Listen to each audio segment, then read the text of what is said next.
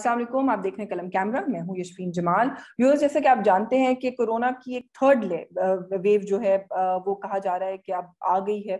ये जो तीसरी लहर है इसके बारे में ये भी कहा जा रहा है कि ये खासी खतरनाक है। खतरनाक इन द सेंस कि ये यूके वेरिएंट है।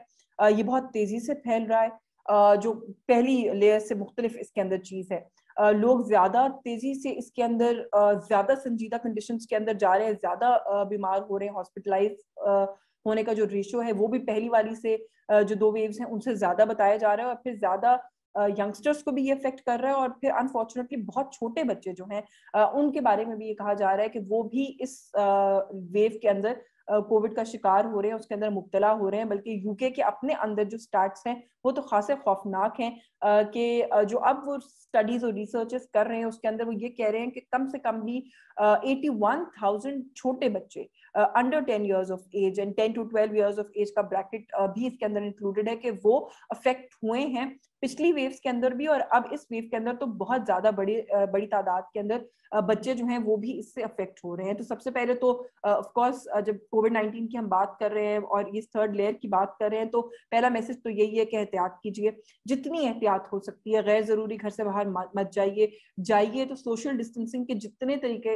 अभी तक बताए जा चुके हैं और अब ये 1 साल से ऊपर हो गया इस वेव को आए हुए, तो आई थिंक अब तक तो हमें सीख जाना चाहिए कि उन तरीकों को हमें प्रैक्टिस करने की जरूरत है। ये एक अजीबो गरीब किस्म का ऐसा वक्त है कि हर दूसरा शख्स हमारे इर्द गिर्द जिन्हें हम किसी के थ्रू जानते हैं या खुद जानते हैं उनके बारे में सुनने में आ रहा है कि वो जो है कोरोना का शिकार हो रहे हैं। और फिर सिविरिटी ऑफ द डिजीज जो है वो पिछली वेव से इसकी हर कोई रिपोर्ट कर रहा है कि ज्यादा बताई जा रही है। तो आई थिंक बहुत ज्यादा केयरफुल होने की जरूरत है।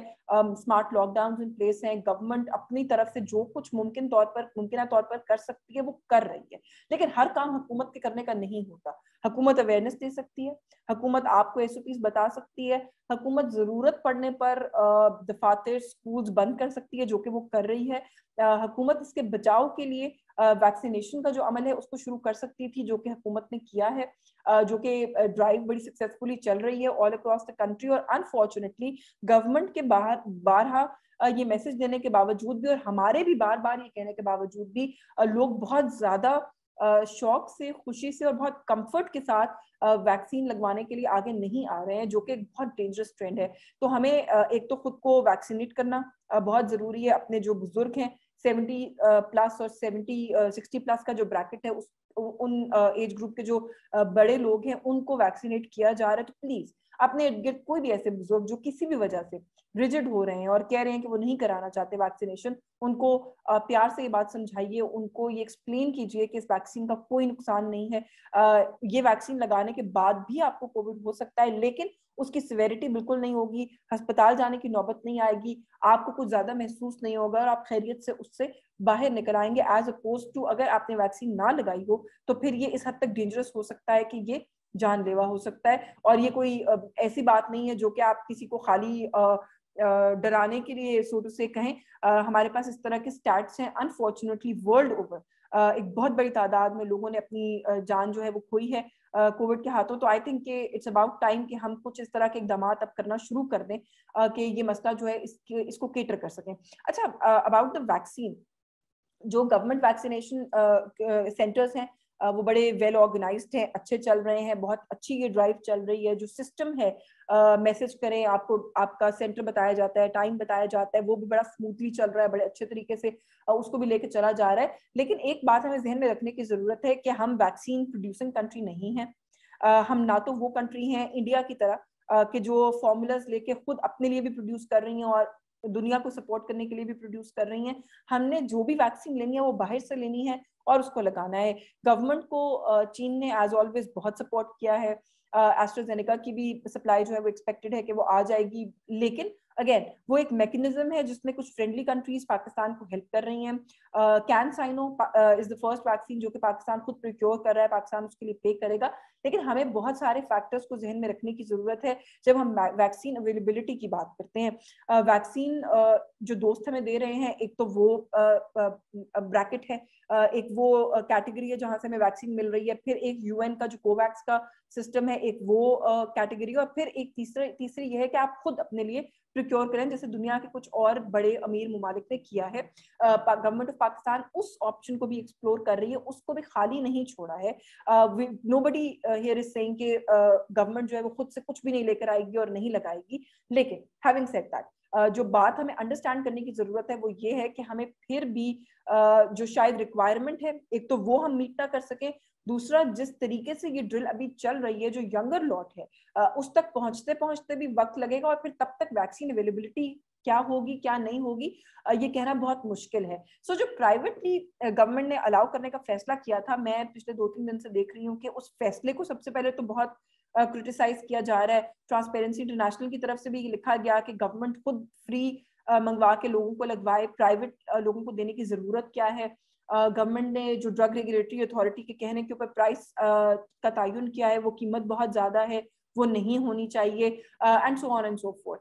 कुछ क्रिटिसिज्म इसके अंदर जहां तक कीमत के हवाले से है, मैं तो समझती हूँ कि देखें, गवर्नमेंट ने इसको मिनिमम पॉसिबल लेवल के ऊपर रखने की कोशिश की है। जो एक मिनिमम प्रॉफिट मार्जिन किसी को अलाउ किया जा सकता है, वो अलाउ करने के बाद इस रेट के ऊपर आए हैं। बल्कि गवर्नमेंट को तो जो ये फार्मास्यूटिकल कंपनीज जिन्होंने इंपोर्ट किया है स्पुतनिक 5 को, उनकी तरफ से प्रेशर है कि आप इसकी कीमत हमें ज्यादा करने दें, और गवर्नमेंट इस प्रेशर में गिवन नहीं कर रही है, और ये क्रेडिट हमें इस हुकूमत को देना चाहिए। एक बात, दूसरी बात कि प्राइवेटली ये वैक्सीन पाकिस्तान में अवेलेबल होनी चाहिए, इस पॉलिसी को भी क्रिटिसाइज करने के बजाय आई थिंक हमें अप्रिशिएट करने की जरूरत है।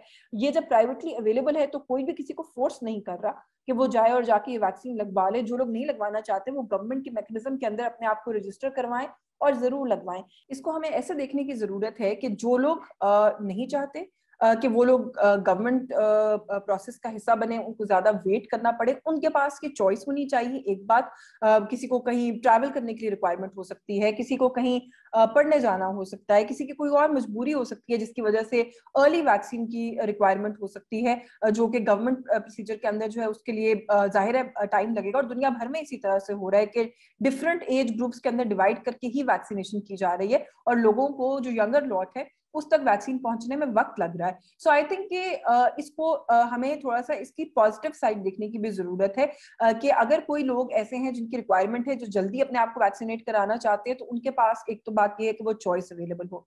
दूसरी बात इसके अंदर ये है कि जो लोग इस मुल्क के अंदर अफोर्ड कर सकते हैं वो भी जाकर क्यू में लगे और मुफ्त की गवर्नमेंट वैक्सीन हासिल करें। उससे क्या ये बेहतर नहीं है कि वो लोग जो है अपना बर्डन हुकूमत से उतार कर अपने आप को प्राइवेटली वैक्सीनेट करा लें, और गवर्नमेंट जो है वो कम से कम उनका बर्डन बेयर करने से महफूज हो जाए, और वो लोग जो कि ट्रूली डिजर्विंग हैं, जो लोग वाकई गिवन द चॉइस अफोर्ड ना कर सकते हों, वो लोग जो है वो जाएं और हुकूमत का जो वैक्सीनेशन का प्रोग्राम है उससे मुस्तफीद हों। तो आई थिंक कि इसकी जो अपसाइड है उसको भी देखने की जरूरत है, और जहां पर हुकूमत सही काम करे वहां पर गवर्नमेंट को अप्रिशिएट करने की भी जरूरत है। गवर्नमेंट ने प्राइवेट वैक्सीन को इनकरेज किया कि प्राइवेटली लेके आया जाए, लेकिन उसकी कीमत के ऊपर पहले दिन से हुकूमत के अंदर ये बड़ी क्लैरिटी देखी गई है कि गवर्नमेंट ने ये कहा कि एक तो ये कि ये नहीं होगा कि कोई भी लैब या हॉस्पिटल वो वैक्सीन प्रोक्योर करके अपनी अपनी मर्जी की कीमत पे, कि कोई 5,000 की लगा रहा है, कोई 10,000 की लगा रहा है, उसको बेचे।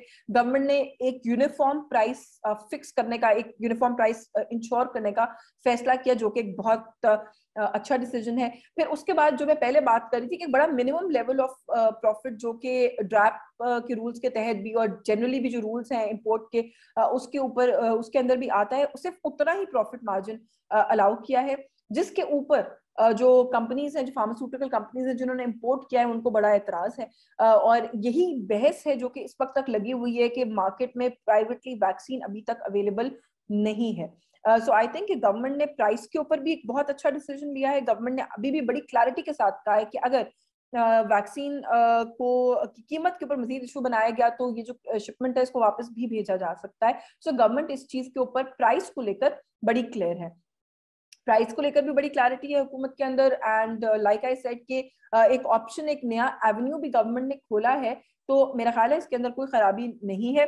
और एक कंपैरिजन जो मैं बार बार देख रही हूँ कि भारत के साथ किया जा रहा है, जी कि वहां पर तो 1500 की मिल रही है, पता नहीं 250% के इजाफे से आप पाकिस्तान में इसको क्यों लेकर आ रहे हैं। तो जो बात मैंने अगेन आगाज में कही कि हमें इस बात को अंडरस्टैंड करने की जरूरत है कि भारत की फार्मास्यूटिकल इंडस्ट्री इतनी स्ट्रांग है कि उन्होंने फॉर्मूलाज लेकर पहले एस्ट्राजेनेका की प्रोडक्शन भी, और अब स्पुतनिक 5 का फॉर्मूला भी सुना है कि वो उसको लेने जा रहे हैं। तो आई थिंक कि वो फॉर्मूलाज लेके उसको खुद प्रोड्यूस कर रहे हैं। जो चीज वो अपने पास लाकर प्रोड्यूस करेंगे उसकी कॉस्ट में जाहिर है जमीन आसमान का फर्क होगा, एज अपोज टू समथिंग जो कि आप बनी बनाई कहीं और से इंपोर्ट करेंगे। पाकिस्तान इस वक्त ये कैपेसिटी नहीं रखता कि वो फॉर्मूला लेके ये ड्रग, ये वैक्सीन अपने लिए खुद प्रोड्यूस करे। सो अगर हम उसको लेकर आएंगे तो ऑब्वियसली इन्फ्लेटेड कॉस्ट होगी। तो मेरा ख्याल है कि क्रिटिसिज्म करने से पहले हमें इन चीजों का ध्यान करना चाहिए। But having said all of this, मैं आखिर में फिर भी वैक्सीनेशन के लिए ये मैसेज जरूर देना चाहूंगी कि प्लीज खुद को ये वैक्सीन लगवाइए। ये जो तरह तरह की चीजें और तरह तरह के वहम हमने क्रिएट कर लिए हैं इस वैक्सीन के अराउंड, हमें उनसे बचने की, उनसे निकलने की जरूरत है। ये बहुत डेंजरस साबित होगा। हम पाकिस्तान में ये काम पहले करके देख चुके हैं पोलियो वैक्सीन को लेकर, और उसका नतीजा क्या है। आज भी पाकिस्तान ही दुनिया के 2-3 मुमालिक में रह गया है जहां पर पोलियो एक रिकरिंग मसला है, पोलियो के केसेस फिर सामने आ जाते हैं। तो आई थिंक हमें अपनी माजी की गलतियों से सीखने की जरूरत है। लोगों को इनकरेज कीजिए, ये एक आलमी वबा है। जब तक आप इससे हिफाजत की जो भी तदाबीर या जो भी एवेन्यूज, पॉसिबिलिटीज अवेलेबल है, आप उनको यूज नहीं करेंगे, तब तक देयर इज नो वे कि इस पेंडेमिक का कोई एंड हो, दुनिया इससे बाहर निकले और आप इससे खुद को महफूज कर सकें। सो अपनी सेहत के लिए, अपने बड़ों की सेहत के लिए, अपने बच्चों की सेहत के लिए प्लीज खुद को वैक्सीनेट कीजिए। इसको लेकर कोई भी डाउट्स है अपने जहनों में तो प्लीज उसको निकाल दीजिए। वैक्सीन का मतलब ये नहीं है कि आपको कोविड नहीं होगा, ये भी बात हमें जहन में रखने की जरूरत है। इसको भी याद रखिए, कोविड आपको हो सकता है लेकिन कोविड जानलेवा नहीं होगा, कोविड आपको अस्पताल नहीं पहुंचाएगा, कोविड आपकी रोजमर्रा की जो एक्टिविटीज है उनको अफेक्ट नहीं करेगा, आपकी जिंदगी का जो मामूल है वो उससे मुतासर नहीं होगा। और मेरा ख्याल है कि इस वक्त हमें इसी चीज की जरूरत है to move on. So let's keep this in mind, and I hope आपको आज की वीडियो पसंद आई हो। आपको इस वीडियो से वैक्सीन रिलेटेड जो मामला तो डिबेट्स इस वक्त चल रही हैं उनमें कुछ क्लैरिटी मिली हो। वीडियो पसंद आई है तो उसको लाइक कीजिएगा, शेयर कीजिएगा। चैनल को अभी तक सब्सक्राइब नहीं किया तो जरूर कीजिएगा। मुझे इजाजत दीजिए, अल्लाह हाफिज।